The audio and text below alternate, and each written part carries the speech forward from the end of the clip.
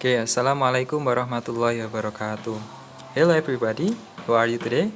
Hopefully all of you are always in a good condition.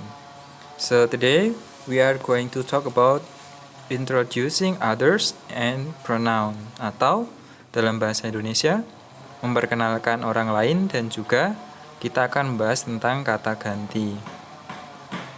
Oke. Kita lihat di sini tujuan pembelajaran dulu. These are the goals of our study. So after joining the lesson, you will be able to analyze the text about self-introduction and introducing others, and also analyze the language feature such as pronoun, and then the last one, you will be able to compose text about self-introduction and introducing others. Jadi, tujuan pembelajaran kita pada hari ini adalah untuk belajar tentang memperkenalkan diri dan juga memperkenalkan orang lain. Selain itu juga kita belajar tentang pronoun atau kata ganti, gitu ya. Selanjutnya, jadi ini ada 6 topik. There will be 6 topics that will be discussed today. The first one is about sample of self-introduction. Yang pertama nanti ada contoh perkenalan diri. Kemudian yang kedua, the sample of introducing others, contoh memperkenalkan orang lain ya. Dan juga yang ketiga, subjective pronouns atau bahasa Indonesianya kata ganti subjek. Kemudian objective pronouns, kata ganti objek. Nomor 5, possessive pronouns atau kata ganti kepemilikan. Nah, yang terakhir nanti ada penjelasan tentang exercise atau latihannya. Oke. For the first, I'll give you the sample of self-introduction. Jadi ini contoh self-introduction atau memperkenalkan diri sendiri. Nah, contoh di sini Mr. Danu memperkenalkan diri. Coba disimak ya. Please listen to me. Hi everyone. Good morning. I'm Danu Angga. You can call me Mr. Danu. I'm 28 years old. I live in Mijen, Semarang. I'm a teacher and my hobby is reading and also designing. I like gado-gado and fried rice. That's all about me. Jadi ini contoh memperkenalkan diri sendiri. Nah, selain kita memperkenalkan diri sendiri, kita juga akan belajar tentang memperkenalkan orang lain. Bisa teman kita sendiri, keluarga, ayah, ibu, ataupun orang lain. Misal pemain sepak bola favorit, artis, dan lain sebagainya ya. Nah, di sini Mr. Danu punya contoh. I have an example. Siapa di sini? Ini yang suka sepak bola pasti tahu ya. He is Cristiano Ronaldo. So, let me introduce you to our guest here. Jadi, ini contoh dari memperkenalkan orang lain ya. So, he is Cristiano Ronaldo. We usually call him CR7. He is 35 years old. He lives in Turin, Italy, and he is a professional football player. His hobby is playing football, and he likes spaghetti and salad. Nah, selanjutnya kita bahas tentang subjective pronoun atau kata ganti subjek ya. Nah, di sini ada 6 pembahasan. Yang pertama bisa kita lihat ada I, artinya apa? Di situ saya. Kemudian you, kamu, we, kita, he, dia, khusus untuk laki-laki. She, dia, untuk perempuan. Kemudian yang terakhir they, mereka. Nah, di situ Mr. Danu juga sudah ngasih contoh ya, contoh kalimat beberapa. Untuk saya, di situ I like banana. Artinya apa? Yo, saya suka pisang. I live in Patemon. Kemudian you, contohnya di situ kalimatnya you are my friend or you are beautiful. kamu temanku, kamu cantik. Kemudian we play football, we are friend. We are friend artinya apa? Kita adalah teman. Kemudian ada di situ he artinya dia tapi khusus untuk laki-laki. Contohnya he is Ronaldo. Jadi artinya dia itu Ronaldo. He likes play football, dia suka bermain sepak bola. She, selanjutnya she ya. She itu artinya dia perempuan. She is Anna berarti dia itu Anna. She lives in Semarang, dia tinggal di Semarang. Kemudian yang terakhir, they, mereka. They are my parents. Mereka itu orang tua saya. They live in Zimbabwe. Mereka tinggal di Zimbabwe. Nah, yang harus kalian ingat-ingat dan ketahui bahwa subjective pronoun itu umumnya atau biasanya letaknya itu ada di depan kalimat. Bisa dilihat di situ kan ada like, ada I itu kan letaknya di depan lah, karena sebagai subjek. Kemudian ada you, ada we, he, she, they, itu kan semuanya letaknya di depan. Jadi subjek itu biasanya dalam kalimat letaknya di depan. Insyaallah bisa ya. Next. Nah, selanjutnya tadi subjek, sekarang objek ya. Objective pronoun, kata ganti objek. Di sini juga ada there will be 1, 2, 3, 4, 5, 6. Ada 6 juga. Kita mulai dari yang kiri bawah. Di situ ada me, artinya saya, kemudian him, dia laki-laki, her, dia perempuan, us, kami, it, itu, kemudian them, mereka. Kita mulai dari yang me, artinya saya.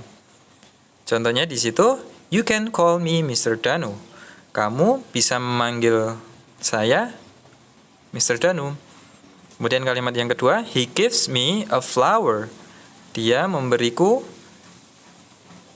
bunga. Kemudian objektif pronoun yang lain, him, artinya dia, khusus untuk laki-laki ya. Contohnya di situ, I call him Ahmad. Saya memanggil dia Ahmad. I give him a book. Saya memberinya atau memberi dia sebuah buku.